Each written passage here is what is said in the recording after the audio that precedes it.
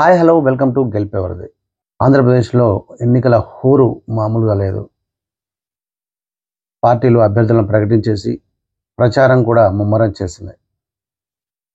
అటు YCP why not 175 అంటూ సిద్ధమని సభల మీద సభలు నిర్వహిస్తోంది. ఇటు తెలుగుదేశం జనసేన పొత్తులో ఉండి నిన్ననే ఒక ఉమ్మడిగా ఒక సభ ఏర్పాటు చేశారు. దాని పేరు జెండా అని పెట్టారు. సో వారి ప్రచారం వారు సాగిస్తున్నారు. మరి ఆంధ్రప్రదేశ్లోని అసెంబ్లీ సెగ్మెంట్లలో ఓటర్లు ఎటువైపు ఉన్నారు, ఏ అభ్యర్థులు గెలవబోతున్నారు, వీటన్నిటి మీద మనం విశ్లేషణ చేసుకుంటున్నాం. అందులో భాగంగా ఈరోజు మనం పి గన్నవరం అసెంబ్లీ నియోజకవర్గం గురించి మాట్లాడుకుందాం. అది 175 అసెంబ్లీ నియోజకవర్గాలలో ఈ మధ్య ఇది వార్తల్లోకి ఎక్కింది. ఎందుకు ఏంటనేది కూడా మనం ఇప్పుడు మాట్లాడుకుందాం. పి గన్నవరం అనేది కోనసీమ జిల్లాలో ఉంది. అమలాపురం లోక్సభ నియోజకవర్గంలోని సెగ్మెంట్ ఇది, అసెంబ్లీ సెగ్మెంట్. ఈ అసెంబ్లీ నియోజకవర్గంలో 4 మండలాలు ఉన్నాయి.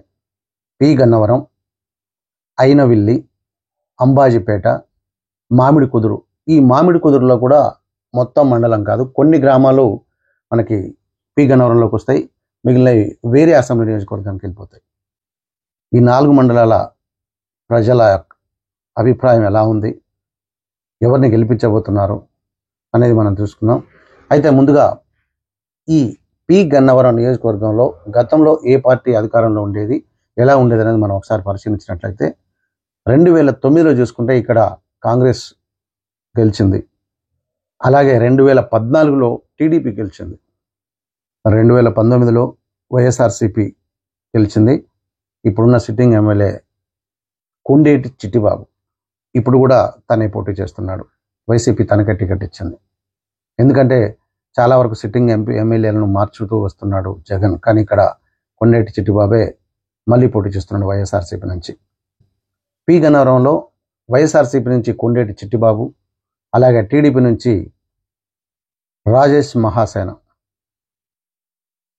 ఇప్పుడు మనం అనుకున్నట్టుగా ఎందుకు ఈ పి గన్నవరం వార్తలకు ఎక్కిందంటే, ఇక్కడ నుంచి రాజేష్ మహాసేన పోటీ చేస్తున్నాడని తెలుగుదేశం ప్రకటించగానే అది వార్తల్లోకి ఎక్కింది. అసలు ఎవరి రాజేష్ మహాసేన అంటే, ఇతను ఒక యూట్యూబర్, జర్నలిస్ట్. ఒక ఛానల్ ఉంది తనకు, మహాసేన మీడియా అనే ఒక ఛానల్ ఉంది. ఆ ఛానల్ ద్వారా రాజకీయ విశ్లేషణలు, రాజకీయ పరిచయాలు చేస్తూ ఉండేవాడు. అతను ఛానల్ పెట్టిన కొత్తలో వైసీపీకి సపోర్ట్గా నిలిచాడు. వైసీపీ మీద ఎన్నో వీడియోలు చేశాడు. ఆ వీడియోలలో తెలుగుదేశం జనసేనను తిడుతూ కూడా చాలా వీడియోలు చేశాడు. తర్వాత మధ్యలో ఏమైందో తెలియదు, ఒక్కసారిగా బయటకు వచ్చేసి తెలుగుదేశంతో సపోర్ట్ తీసుకొని వైసీపీని తిట్టడం మొదలెట్టాడు. సో ఇలా ఇంత కాంట్రవర్సీ ఉన్నటువంటి ఈ వ్యక్తి పేరు ఒక్కసారిగా ఎమ్మెల్యేగా అనౌన్స్ చేయగానే వైసీపీ నుంచే ముందుగా ఇతన ఎమ్మెల్యేనా అనే మాటలు వినిపించాయి. అంతేకాదు తెలుగుదేశం పార్టీలోంచి నాయకులు కూడా చాలామంది చంద్రబాబును అన్న సందర్భాలు ఉన్నాయి. రాజేష్ మహాసేన ఎమ్మెల్యేనా అని నోరు తెరిచిన వాళ్ళు ఉన్నారు. మరి అందుకనే అది వార్తల్లోకి ఎక్కింది. సో ఇప్పుడు వీళ్ళిద్దరి యొక్క బలాబలాలు ఏంటి మనం చూసుకుందాం. రాజేష్ మహాసేన అంటే ఒక జర్నలిస్ట్గా సోషల్ మీడియాలో చాలా పేరున్నటువంటి వ్యక్తి. తర్వాత అతను ఒక దళిత జాతి తరపున ధిక్కరించే ఒక ధిక్కార స్వరం అది.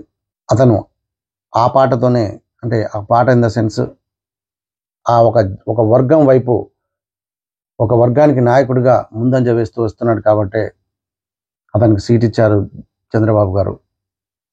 సో అది ఎస్సీ రిజర్వ్డ్ అసెంబ్లీ నియోజకవర్గం అది. కాబట్టి వాళ్ళ తరపున ఒక గొంతెత్తి మాట్లాడే ధిక్కార స్వరం రాజేష్ మహాసేన. అతనికి వాక్చాతుర్యం ఉంది, చాలా మాట్లాడగలడు, చాలా విశ్లేషించగలడు, ఎవరినైనా పోరాడగలడు, నలుగురిని వెనకేసుకొని రాగలడు అనే ఒక అతన్ని నమ్మి చంద్రబాబు గారు అతనికి సీట్ ఇచ్చాడు. వాస్తవానికి అతనిలో అది ఉంది.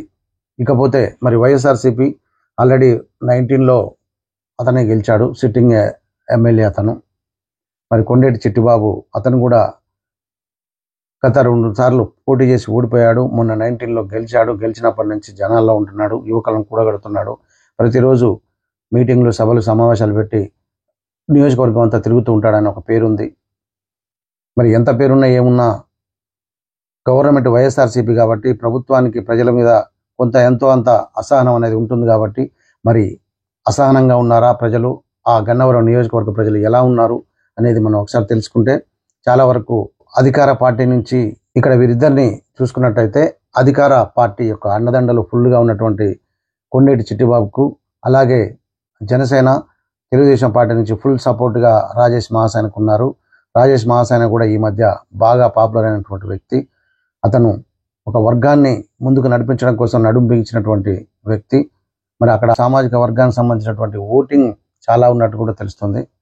మరి గతంలో ఒకసారి మనం ఇక్కడ ఎలా ఓటింగ్ జరిగింది అనేది మనం తెలుసుకున్నట్లయితే 2019లో ఎన్నికల సమయంలో ఓటింగ్ శాతం ఎలా ఉందని ఒక్కసారి మనం పరిశీలించినట్లయితే ఇక్కడ వైఎస్ఆర్సీపీకి 43% వచ్చింది. అలాగే టీడీపీకి 28% వచ్చాయి ఓట్లు. అలాగే జనసేన పార్టీని తీసుకున్నట్లయితే 23% వచ్చాయి ఓట్లు. సో అట్లా ఇండివిజువల్గా ఒక్కొక్కరిని చూసినట్లయితే వైఎస్ఆర్సీపీకి ఎక్కువగా ఉన్నాయి. మరి ఇప్పుడు ఈ రెండు కలిసినట్టయితే తెలుగుదేశం జనసేన రెండు కలిస్తే దాదాపు 28, 23 ఇది కలిసినట్టయితే 51% అవుతుంది. అంటే దాదాపు వైఎస్ఆర్సీపీ కంటే ఒక 10% ఎక్కువనే ఉన్నాయి. కాబట్టి ఇప్పుడు ఆ ఓటింగ్ శాతం మారొచ్చు. రెండు పార్టీలు పొత్తులో ఉన్నారు కాబట్టి ఆ రెండు పొత్తులు కలిస్తే ఇప్పుడు డెఫినెట్గా టీడీపీకే మొగ్గుందని చెప్పేసి అంటున్నారు. మరి పి గన్నవరం ప్రజలు ఎవరిని గెలిపిస్తారో ఎవరిని ఓడగొడతారో చూద్దాం మనం. ఇలాంటి మంచి మంచి విశ్లేషణల కోసం సబ్స్క్రైబ్ చేసుకోండి నామాల మీడియా. Thank you.